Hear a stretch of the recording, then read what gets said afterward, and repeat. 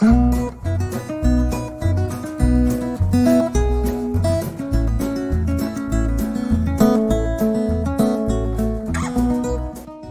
warm welcome to the first episode of the All Things Year 6 podcast.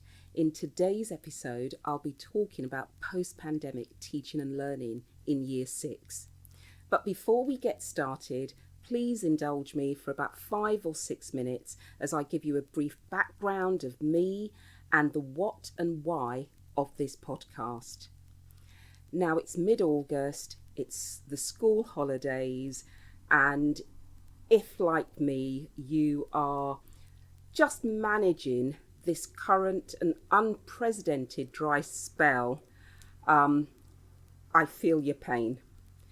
So I've been wanting to do this introduction for some time now and have been kind of holding out for, shall we say, a cooler day to no avail. So I definitely couldn't put it off any longer. And so I'm currently holed up in what is the coolest room in our house right now. So here goes. My name is Tai Aina, and I've been a primary class teacher for more than 20 years now.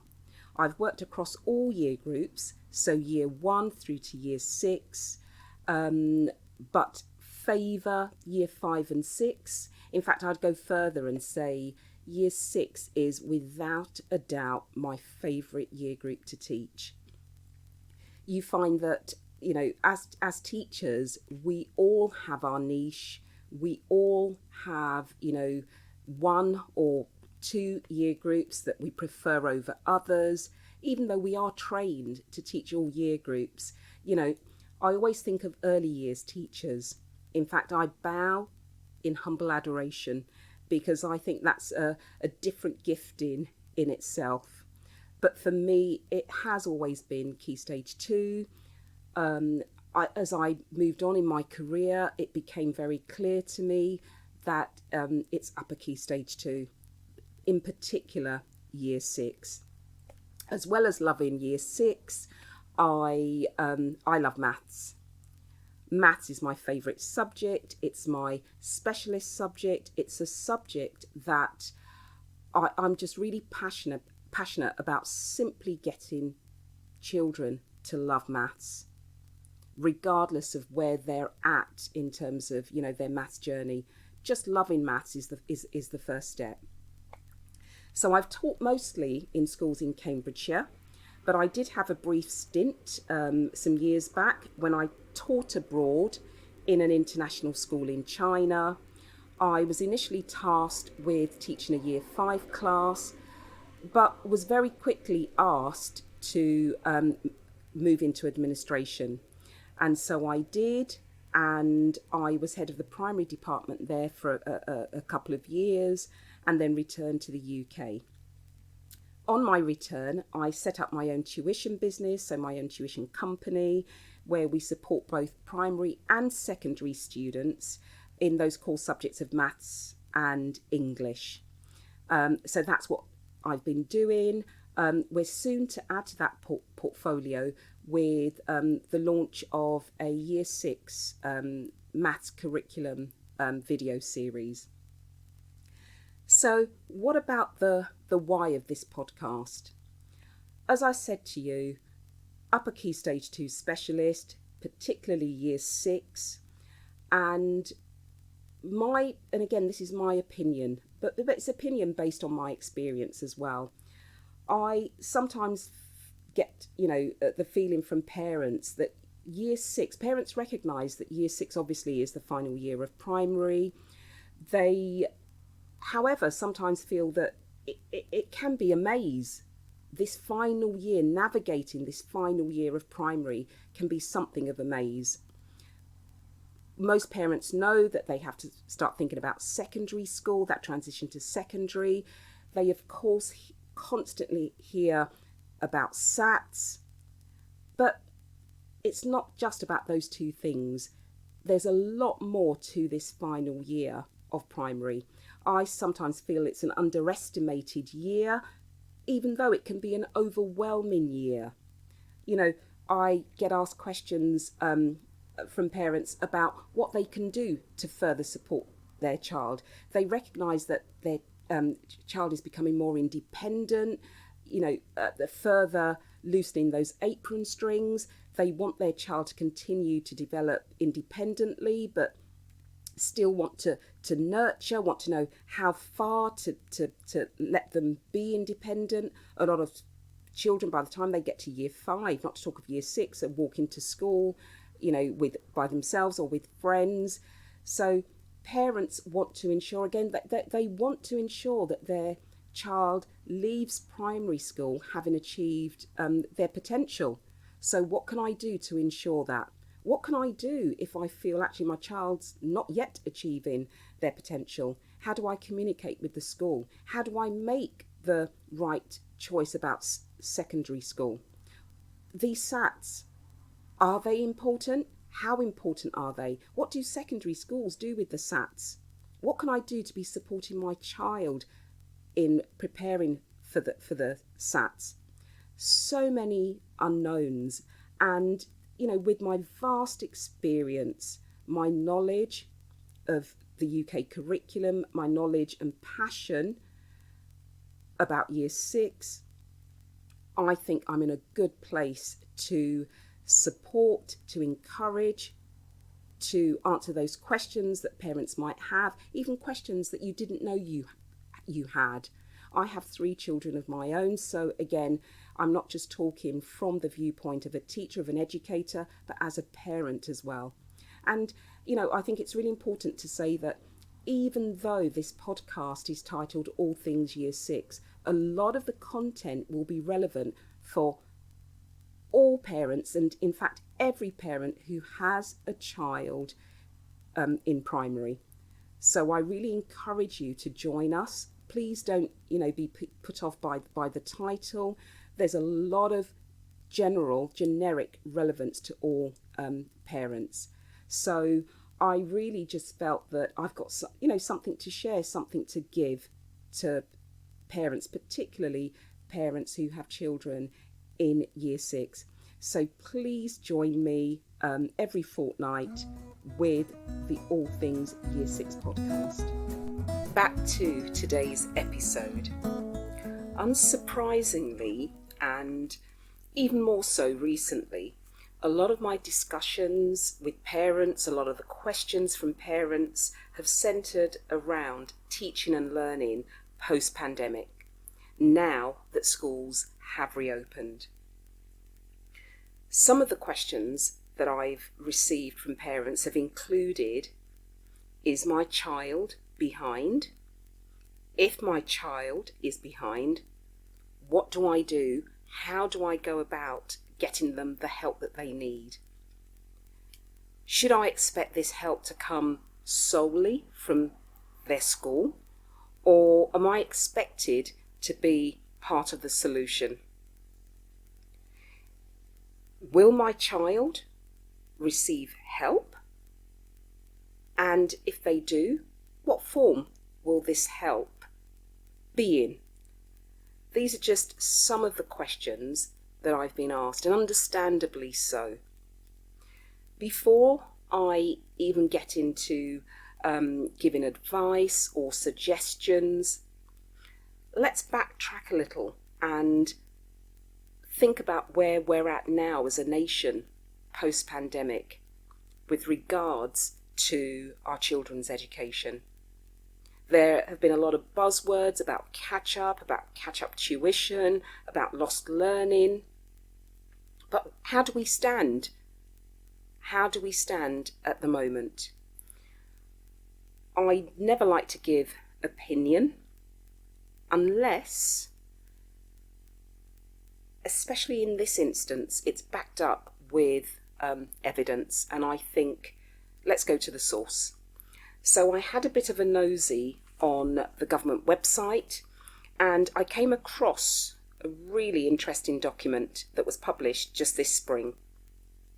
It's titled Education Recovery in Schools.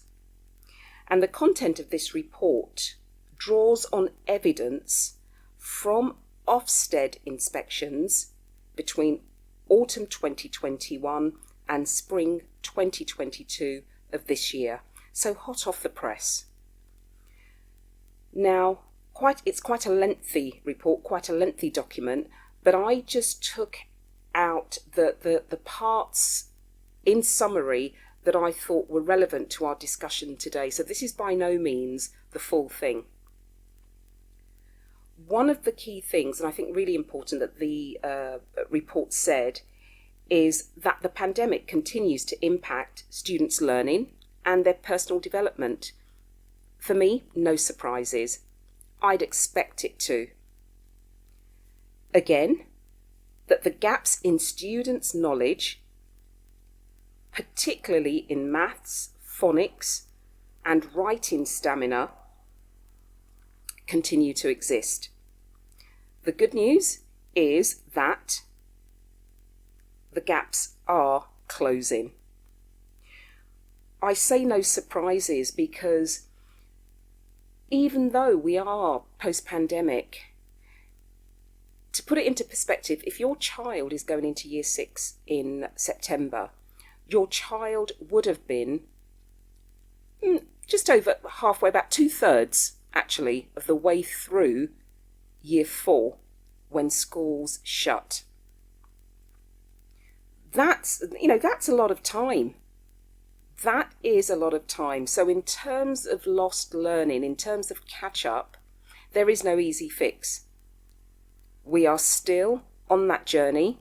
We've still got some way to go. So even when we're hearing that, the gap's closing, the gap's narrowing, yes, it is. And again,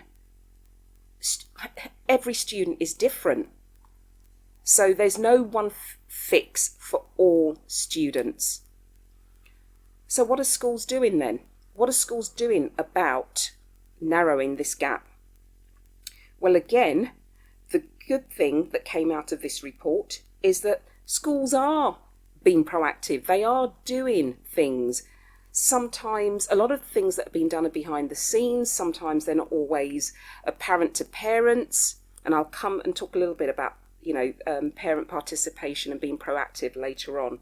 But schools are doing things. So, for instance, they are using different strategies to check students' learning, and they're adapting the curriculum to help fill the gaps in knowledge and skills. So, for example, we know that schools assess students at various points of the year. Some schools have decided to increase the number of assessments they do them even more regularly, so that they can quickly identify gaps and then find the time to revisit concepts, perhaps concepts not learned well during home learning, or concepts that it was just not feasible to cover it, given the nature of home learning. So that's one thing schools are doing. Again, the government rolled out a national tutoring programme, the NTP. This was a programme whereby the government were making available vast funds that schools could tap into to start hiring tutors to provide, what is known as catch-up tuition in maths and in English. Of course, again, when this programme was rolled out, in my opinion, a lot of red tape. Again, I say in my opinion, backed by evidence, because one of the things I also do is I've been very, very much involved with the catch-up tuition provision in local schools. I was asked to come and provide catch-up tuition in maths, and so I know that it perhaps took longer than it should have done to get me registered and get on with the business of supporting students. At the time, I think I remember saying, it gave a whole new meaning to the idea of catch up if it takes so long to actually get into schools. But I did. So I know that once you're in schools, again, my experience has been it works. This catch up works, and it really can have impact. Of course, the provision, again, the government stipulated that the funds were supposed to be used for specific groups of students. So again, it wasn't targeting every student. So your child might be that student that isn't targeted. Things are going to change from this September. Funding is still going to be made available, but what I think is really exciting is that the schools are not going to have to jump through, I hope, as many hoops. They can go to the government and access the money directly. They don't have to go through tutoring agencies, and they can employ tutors themselves. And this is great because, a lot of schools have relationships with past teachers, retired teachers, and so they can cut some of this red tape and get tutors into schools quicker. So that's going to be from September. They also have greater autonomy to decide the students they're going to use the funding for. So that's really, really exciting. In addition to this NTP programme, schools are again training their own staff to provide interventions either during the school day or after school, again targeting as many children who need it and can benefit from it as possible. So schools haven't just folded their arms, and a lot, as I said, is going on behind the scenes that you might not even be party to or realise. Of course, it's great that a lot seems to be happening, but we've also got to remember that although we are post-pandemic, again, we're hearing a lot about the effects of COVID, particularly people who have had COVID, long COVID. Well, that includes teachers, teaching staff, support staff. And so schools are experiencing staff absence, sometimes for lengthy periods of time. Of course, normally schools would look to supply teachers to cover, but again, we have a situation of supply and demand. There are simply not enough supply teachers to fill those roles. Perhaps a lot of the supply teachers have diverted their energy to providing tutoring. So that's one thing. We, of course, it's not new, we have, in my opinion, a teacher recruitment and retention crisis. And so again, schools are simply, not always able to recruit the staff they need and retain them. That is the reality. Again, that's not just my opinion, it's what I see, so I'm going to share it with you. So it's swings and roundabouts. We've got the positives, but again, it's important to be aware of, the not so positives. So back to you. What can you do as a parent if you feel that your child might be behind? Now, I am going to say, something that, I hope is received in the way it's intended, particularly at primary school level. We parents, and I say we because I have 3 children of my own, we are our child's spokesperson, advocate, voice piece. Primary children are simply not, or do not yet have the maturity to necessarily, or the ability to be an advocate in the way that I'm going to explain. So when it comes to ensuring that your child has everything they need school-wise, it's down to your communication. You have to communicate your concerns, your needs. Also communicate and, praise your child's school when you're happy. Communication isn't just about, when you're not happy. We teachers, we like just to hear that, we're doing all right, we're not doing a bad job.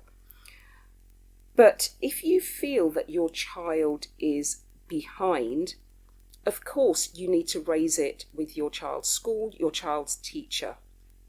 It's usually useful to have, if you can, evidence of them being behind.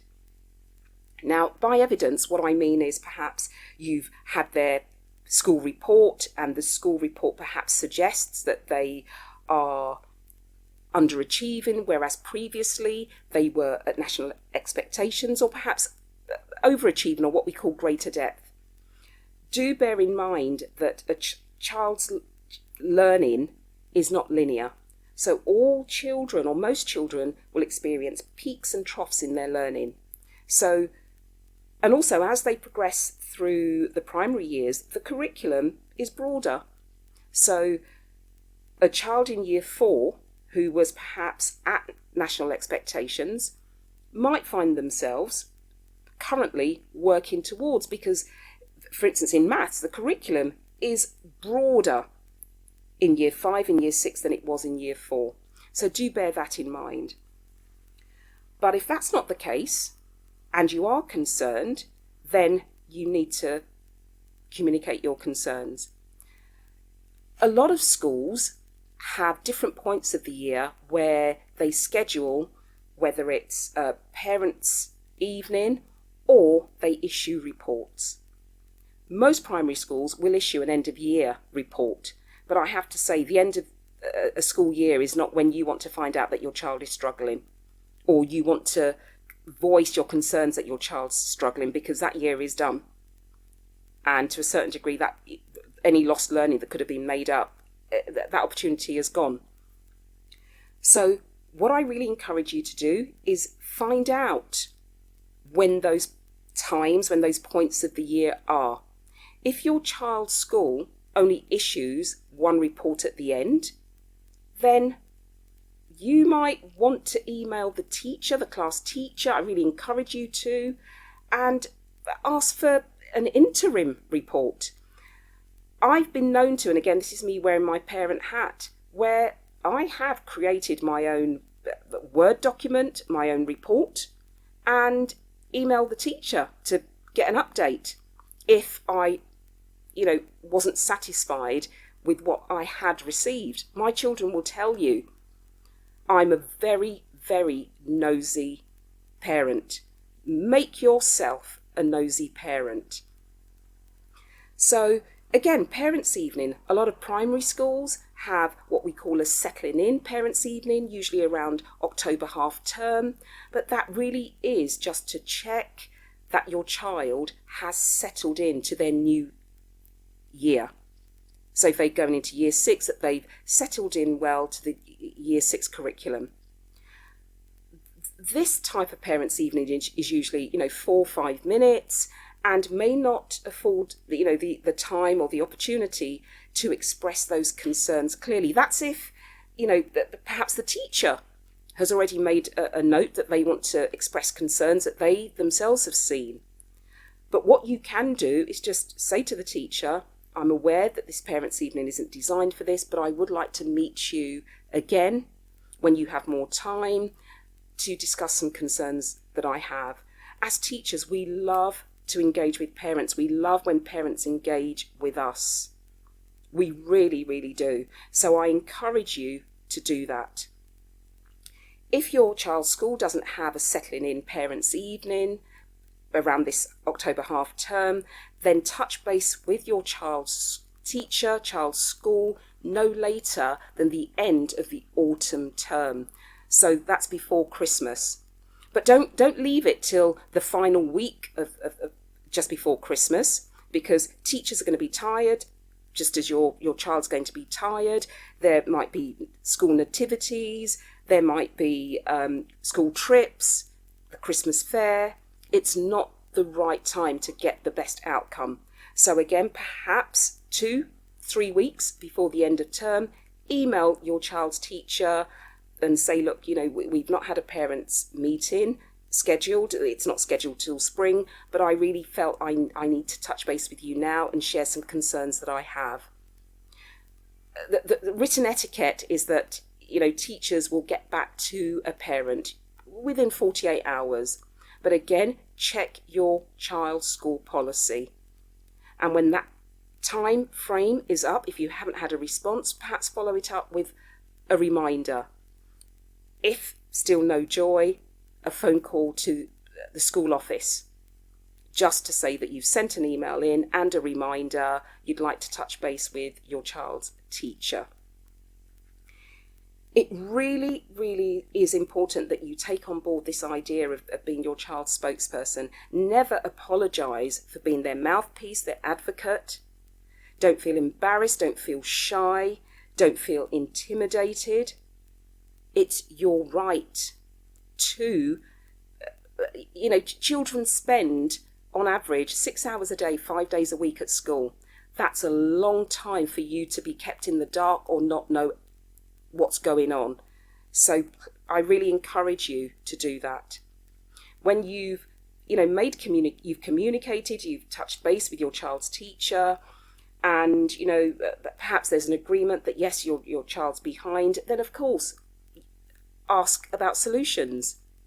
There might be solutions that can be provided in-house, in class, by way of a teacher support, teaching assistant support. Again, bearing in mind that adult resources are limited, not like they were when I first entered the profession. So perhaps your child can be catered for in class. Perhaps your child can be catered for through one of the interventions I mentioned schools arranging earlier. So maybe interventions during the school day or after school. It may be that your child may be selected for the catch-up tuition provision. So there are options. It's really important to recognise that for some children, the support is going to have to come outside of school. It's got to be external support. It might be you that simply needs to read more, scheduling more reading sessions with your child, or supporting them with their times tables or spellings. With a subject like maths, I fully understand that, again, you may feel out of your depth. It may just be you're not sure of the methods that we now use in school. So it may be that you have to look to outside for outside support by way of additional tuition, private tuition. And I know, of course, that this itself presents challenges, the greatest challenge being cost. But again, as I said, I'm always going to be honest. I'm going to share openly and honestly. Sometimes that is the only option left. If you know your child's struggling, it's to look for private tuition, perhaps through recommendation of friends, family. Tutoring agencies differ greatly in terms of cost and what they can offer. So those really are the options. I hope that this first episode has given you some insight into what this All Things Year 6 podcast is going to be about. I hope that this first episode, focusing on post-pandemic teaching and learning, has given you a bit of background as to how we stand now as a nation.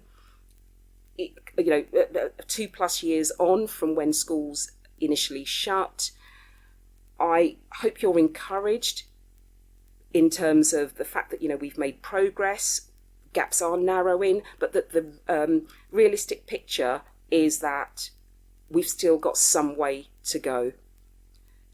The most important thing I want you to take away from this first episode is about being a proactive voice for your child, being their mouthpiece, spokesperson, without reservation, without any need for an apology. I look forward to you joining me in a fortnight's time for the next episode of All Things Year 6. Take care and enjoy the rest of your day. Bye-bye.